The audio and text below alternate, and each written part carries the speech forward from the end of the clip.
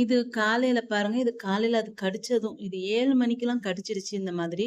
இது பக்கத்துல தான் படுத்திருந்துச்சு. பக்கத்துல படுத்துட்டு பால் குடிக்க போயிருந்துச்சு. அப்போ வந்து நான் அந்த பக்கம் போயிட்டு வரதுக்குள்ள பூனைய காணல. சரி சொல்லிட்டு தேடி வீடெல்லாம் தேடி பார்த்தா கிடைக்கல. அதுக்கப்புறம் பார்த்தா தெரணையில உள் தெரணையில கடிச்சிட்டு, பக்கத்துல கடிச்சு போட்டு உள்ள கிட்டயே உட்கார்ந்துருக்குது. பார்த்துட்டு எனக்கு நான் நினைச்சேன் செத்துருச்சுன்னு நினைச்சுட்டேன். பயந்துட்டேன். அப்புறம் பார்த்தா கொஞ்சம் உயிர் இருந்து துடிச்சுக்கிட்டே இருந்துச்சு. அதுக்கப்புறம் உடனேட்டு 10 மணி இருக்கும். ஆஸ்பத்திரி தூக்கிட்டு ஓடிட்டேன். அங்க இன்ஜெக்ஷன் மாரி தான் போட்டாங்க. எந்த மருந்துமே குடுக்கல. ஆனா இது காயம் ஆகல. ஆனா கழுத்து நல்லா நெரிஞ்சிட்டு இருக்குது. பார்க்க கஷ்டமா இருக்கு. இது பாருங்க.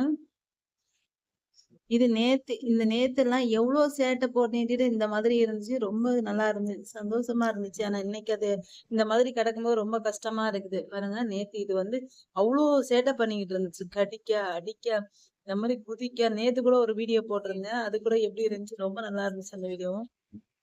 பாருங்க எப்படி இருக்குது பாருங்க. இன்னைக்கு இந்த மாதிரி இருக்கும்போது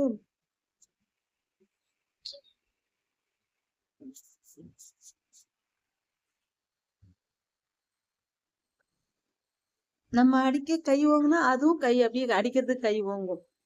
சும்மா அது வந்து கடிக்கிறது மாரி பொய்க்கடி கடிக்கும். அதுக்கு பல்லு வந்து இப்பதானே வருது. அதனால ஷார்ப்பா இருந்துக்கணும். அந்த மாரி பொய்க்கடி கடிச்சுக்கிட்டே இருக்கும். நைட் எல்லாம் அப்படிதான் கால புடிச்சு கடிச்சுக்கிட்டே இருக்கும். பாருங்க எவ்வளவு விளையாட்டா இருக்குது.